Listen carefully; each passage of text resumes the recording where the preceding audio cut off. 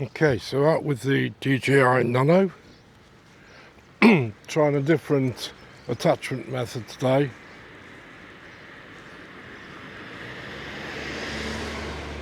In that I've got it on the peak of my baseball cap. So basically when I turn my head, obviously you can see what I'm seeing instead of just a constant view, and I can look down, obviously see Peggy and other things. So I want to see how this turns out. Get all my settings as standard, as normal. I do prefer the standard settings, auto settings. Seem to work a little bit better. Like I say, I'm not really into the log M stuff.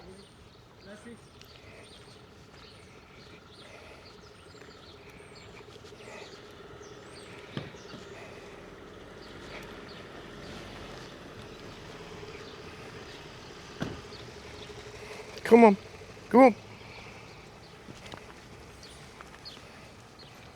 You know, I don't want to be messing around with colour profiles too much. There are going to be times when you may want to do, you know, your own colour profiles. But like I say, I'm very much a grab and shoot person. You know, I just like to put the camera on, start recording and get some footage.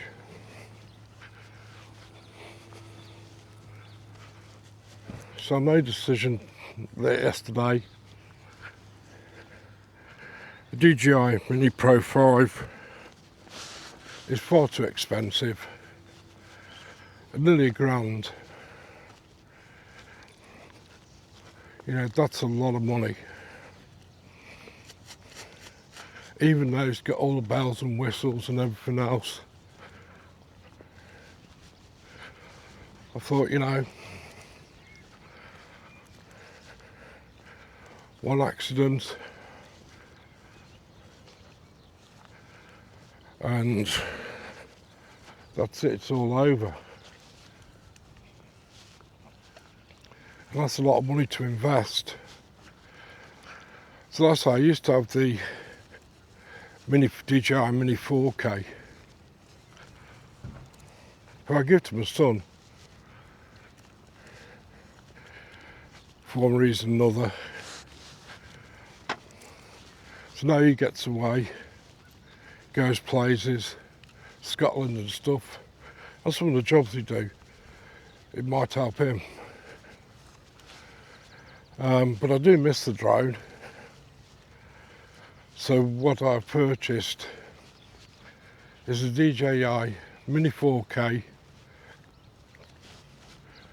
combo. And that comes with 3 batteries, case, another controller, basic controller, which you link up via your mobile phone. And I have got a data only SIM as well.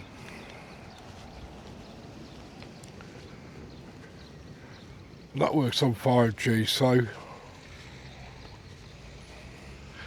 I've got an old iPhone, which is a bigger screen, which would be great. So I'm going to be using that with it.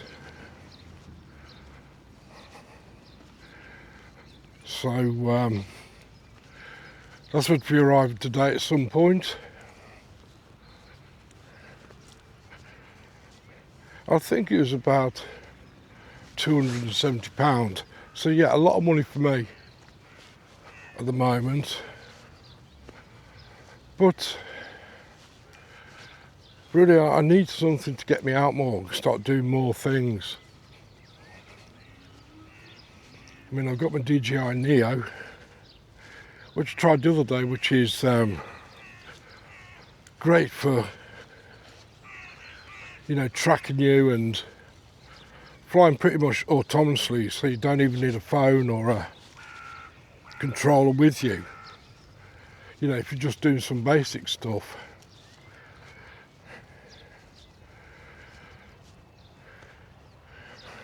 Okay, and if you're controlling with your phone,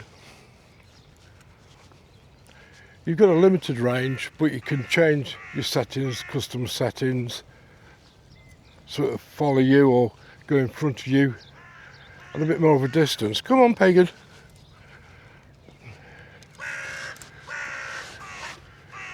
But used with the remote controller, you can get quite a long distance.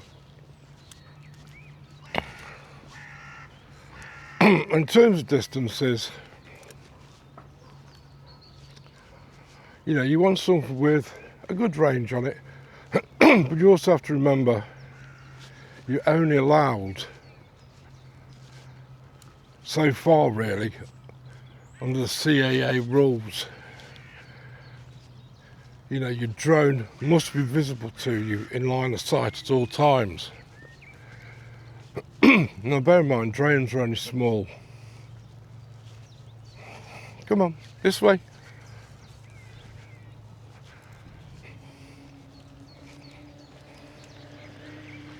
So, you know, you only got to get from here really to just the other side of the field over there, which is probably 100, 150 metres away, and you're going to start to struggle to see it.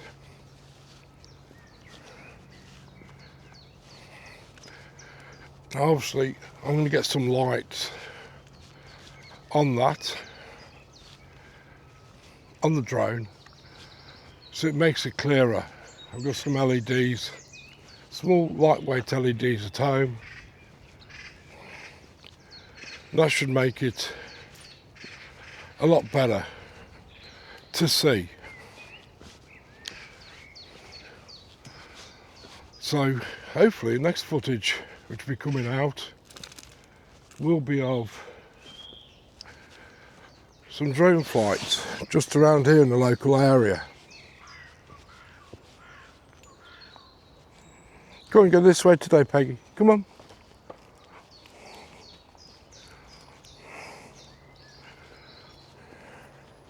Come on.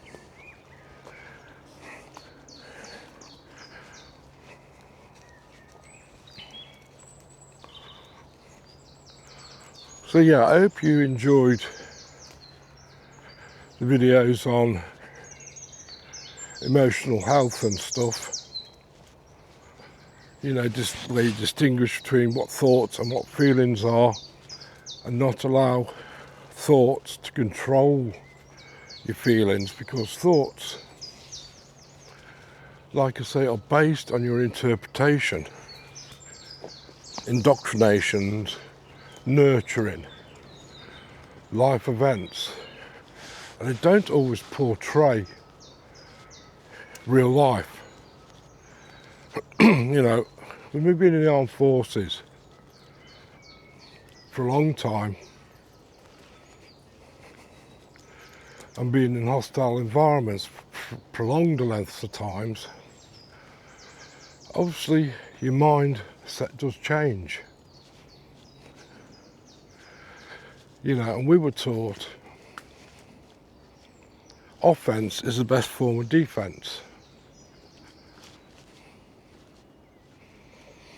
You know, if you've got an ambush, say you're patrolling down a road, a path like this, if you're ambushed, rather than try and run through it or run backwards the other way, okay, or run, say, towards that wall over there, if the ambush was coming over here, you'd run into it and fight it.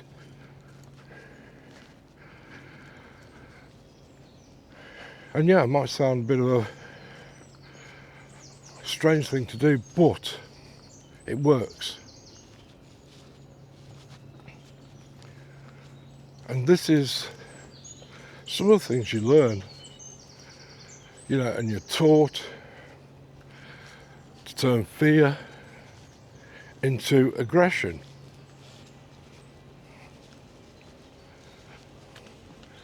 And that's all well and good when you're in hostile environments. Yes, it does save the day. But also at the same time, it doesn't work as well when you're not in those environments. It can land you in a lot of trouble. You know, like I say, I was in close protection for a long time. And you know, a lot of people say, well, you're just simply bullet catchers. Well, no, we're not. Because if I catch a bullet for somebody, that renders me useless to the person I'm protecting.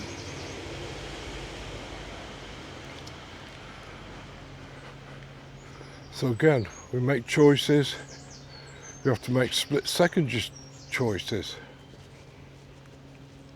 And immediately get the upper hand of anything that might be a threat. And of course, that's all well and good in those sorts of situations. It saves your life. But it's not so good when you come out the forces and nobody sort of retrains you. You don't get any courses in how to understand civilian life and everything else. And you still face the same frustrations at times. You know, you get some pleb who starts on you.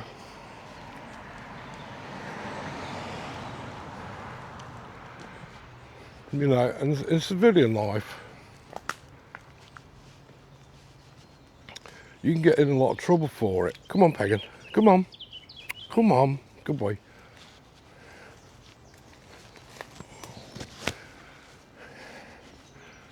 You know, and I've come close to it sometimes. You know, where somebody's wound me up the wrong way, said something, and it sort of triggered me before I got on top of the PTSD. And my answer was, hit hard and ask questions later. Because for me, it just resolves that situation quickly and effectively. And yeah, it does. But it also can drop you in a lot of trouble.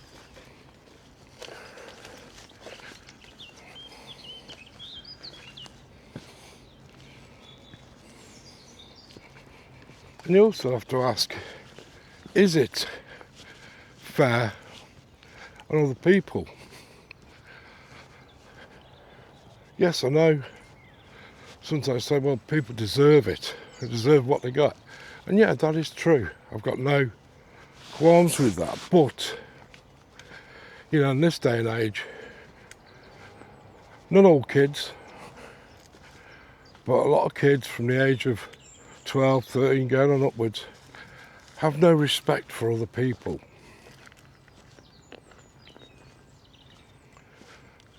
Got no respect for authority, no respect for their elders. They've got no fear. But it's an attitude. And they've been brought up that way, to think that their rights outweigh the rights of many. But life really doesn't work like that. I mean, I blame the education system for this. But life doesn't work that way in reality.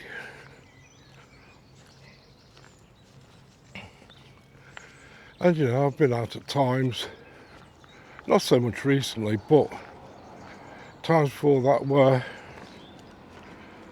come here, good boy.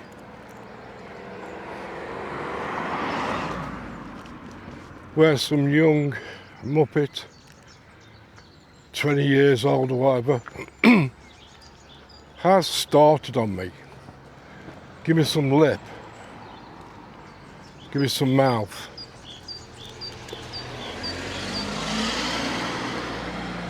And I think it's fine.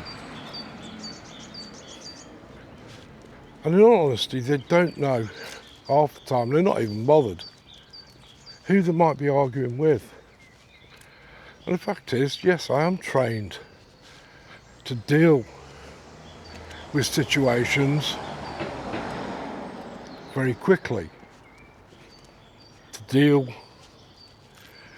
with the situation in a very quick and effective manner.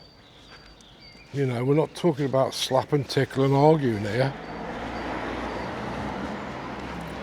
You know, I've been trained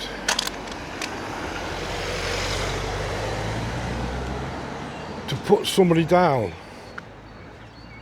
Come on. Well, quite simply, to don't get up again quickly.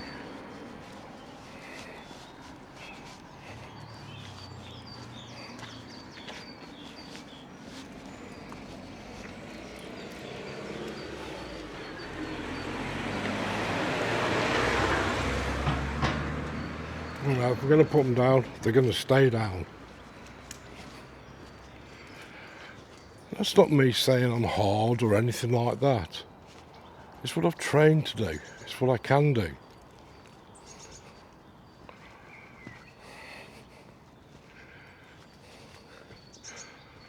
So, you know, when I'm presented with some 20-year-old having a go at me, bear in mind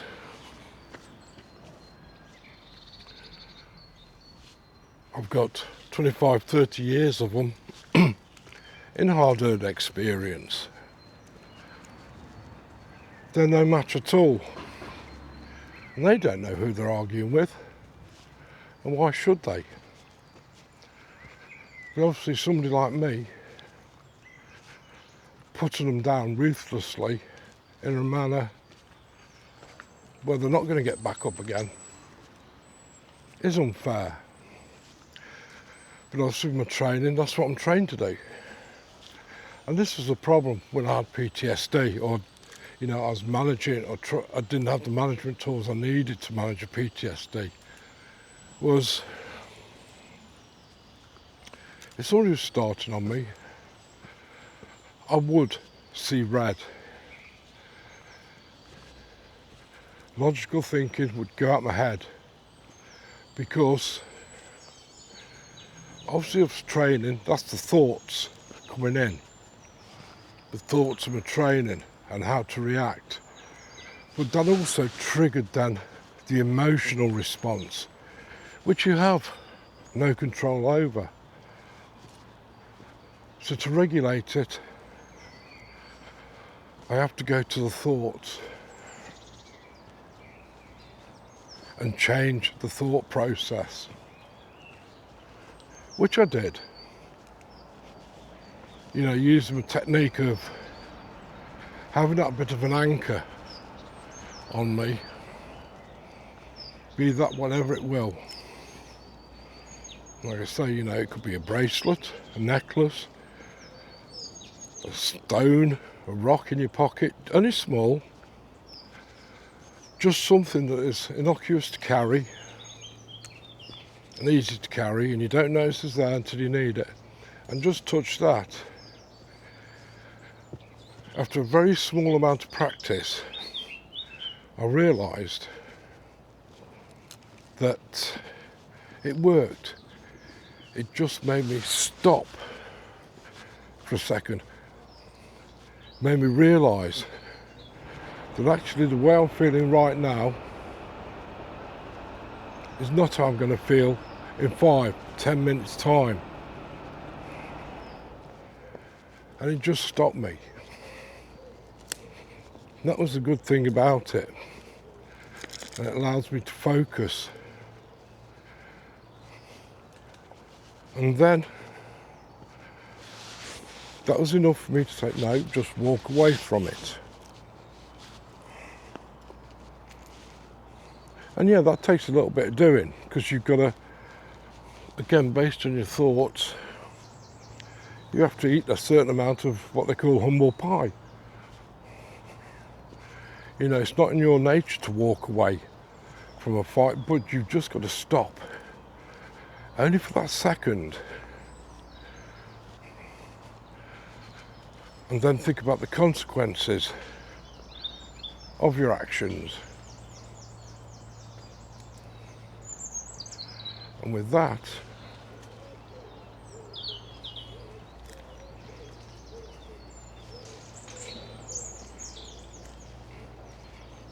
you can realise whatever your action is going to be may not be the best action to carry out.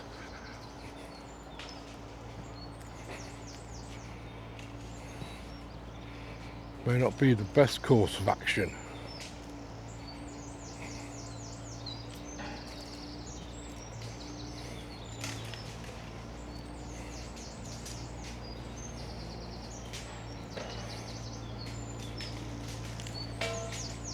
And in the same vein, once you step back from it, even though you might be still a bit wound up about it, you can see things from their point of view. Look at things not from your point of view, but potentially from their point of view. And it does allow you to see any discrepancies or any arguments in terms of your own perspective. You can understand why they might be angry, why they might be right, why they have a valid point, which in a state of anger you're not going to entertain at all.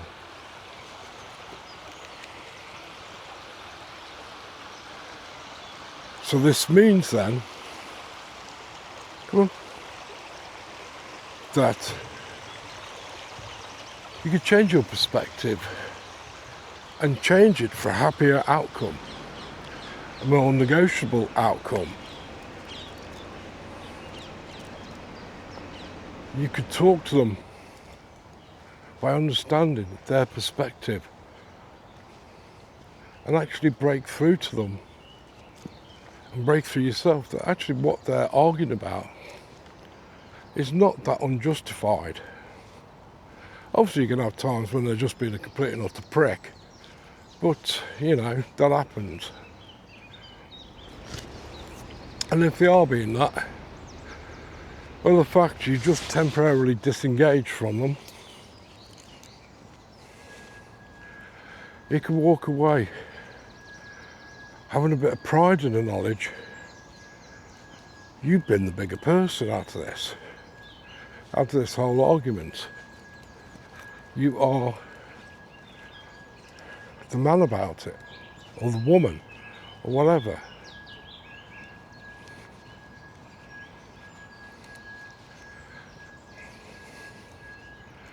And you find people respect you for that.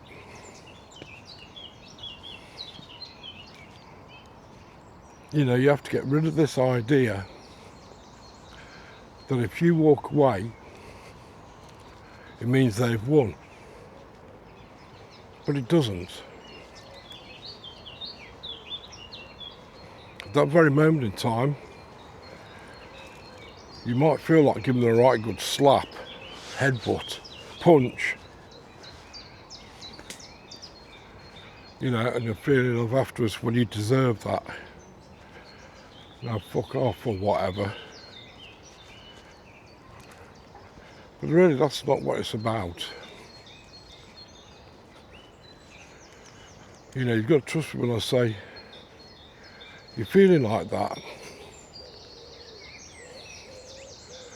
But instead of reacting in that way, instead you walk away, it does feel a lot better.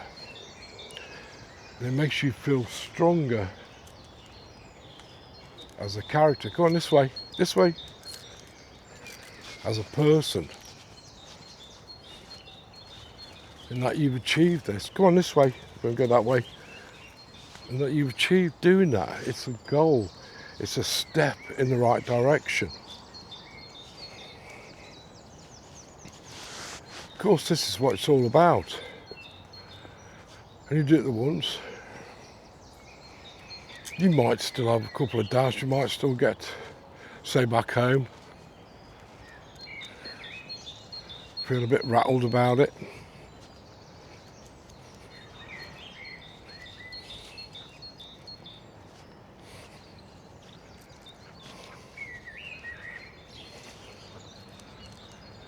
Well, the thing is, then you think to yourself, that's good. You know, especially a bit later on, when the adrenaline's gone, when the cortisol's gone.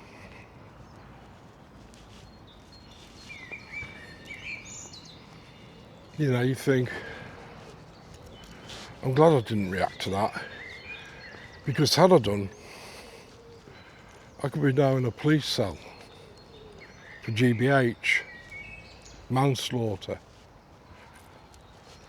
or even murder.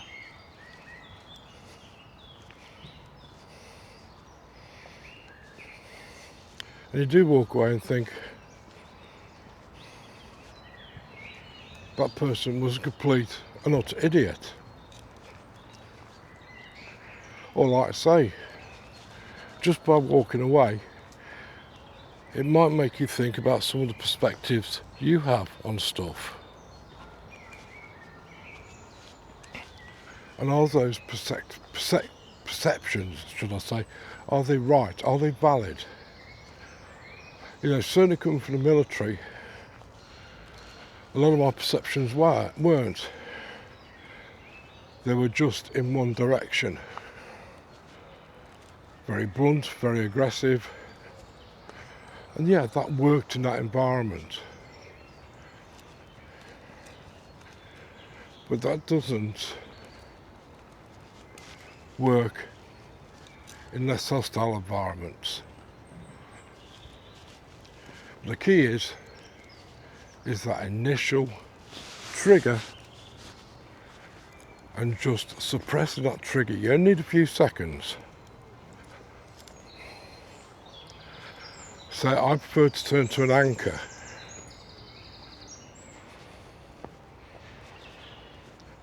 Which I've worked on a little bit.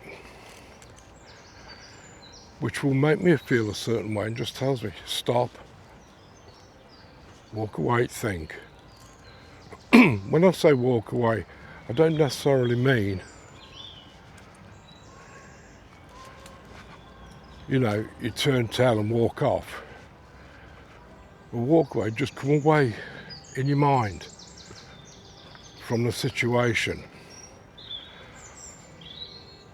Obviously at the same time, yes, you've got to keep a guard up, because not everybody can cope mentally. You know, we're living in a very woke,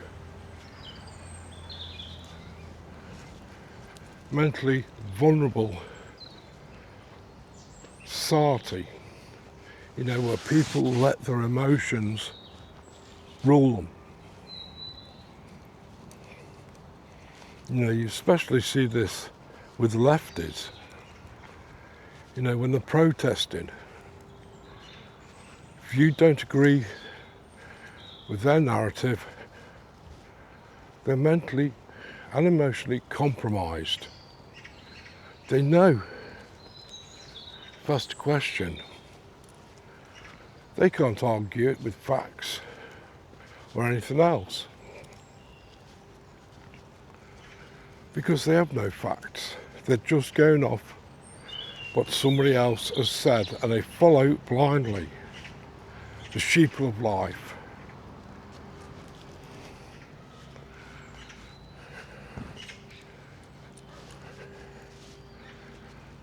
And you've got to think as well, confusion causes stress.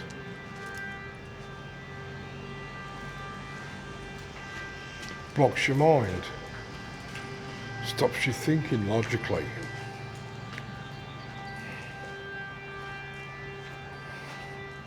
This is why people fail tests.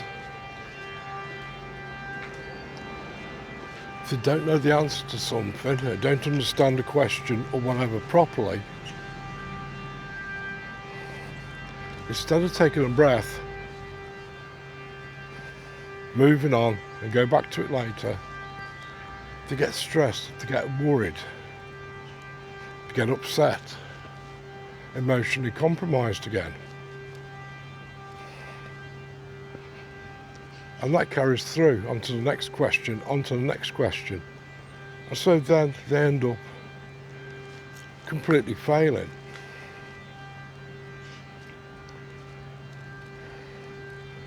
So this happens. You know, being emotionally compromised needs to be sorted out. You know, I think these days, you know, children at school need to be taught this. Because it would stop a lot of the problems in society that we unfortunately live with today. Come on, good boy.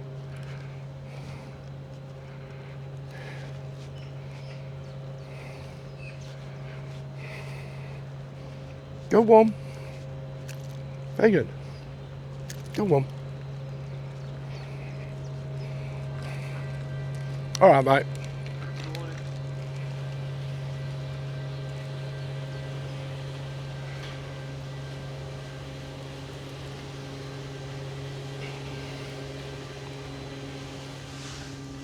You know, if kids are taught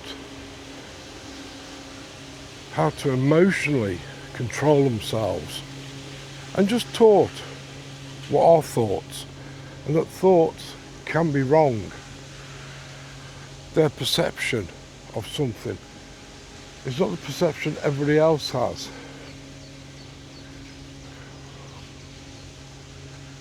And they have to understand that. I think, like I say, a lot of problems in society would be resolved. You know, in the news, it's talking about Britain is divided more than ever. It's because people are becoming emotionally compromised, and it's a pandemic which we're seeing.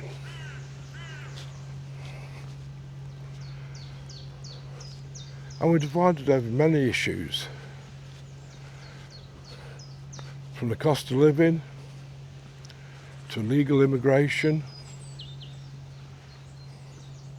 the government, and they deliberately divide it up into left wing and right wing ideologies, which then sets a distinct narrative where they can use it and weaponize it to get their own ways and to divide people. And this is exactly what they're doing. It's psychological warfare, and it's been going on for a long time now. But now it's increasing in ferocity. You know, like I said before, yes, I consider myself right wing, not far right. I don't believe that properly exists. Well, it probably does in small pockets here and there. But to me, the left-wing ideology makes no sense. And you can see this with what's going on in our country.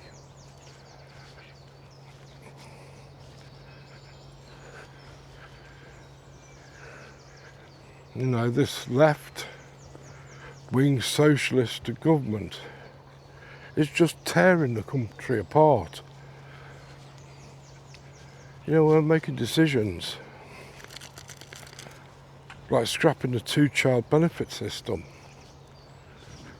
which is only inciting other people to come to our country to claim benefits and claim lots of money because they've got big families.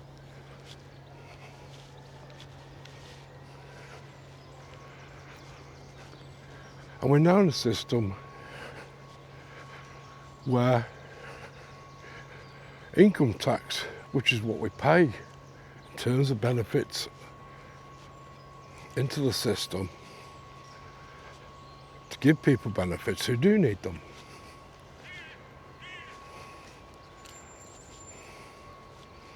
Okay? Is outweighing the cost of the benefits themselves. Now that's a false economy. that means we're spending more on benefits than is raised in taxes, even though we're being taxed to death, because of this benefit system. You know, that's completely illogical. But as we found with the last Labour government, they bankrupt the country. And basically doing exactly the same now. Now to me, that is not logical. That does not make sense. But this is what they do.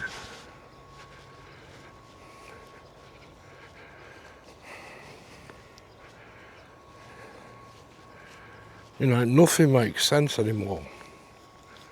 It's as if they're deliberately ripping us apart, which I believe they are. And they're ripping us apart because they're dividing us. I think now it's high time we got out of this. We do need a revolution. You know, I've sometimes talked about civil war, but I think we need a revolution, not violence, but a strong government. People see it for what it is and are prepared to do things about it. You know, our system is failing. There's no two ways about it. So yeah, I'm going to end the video here. It's just another daily video. And hopefully the next one I'll see you out with my drone. So thanks for watching, and I'll catch up with you soon.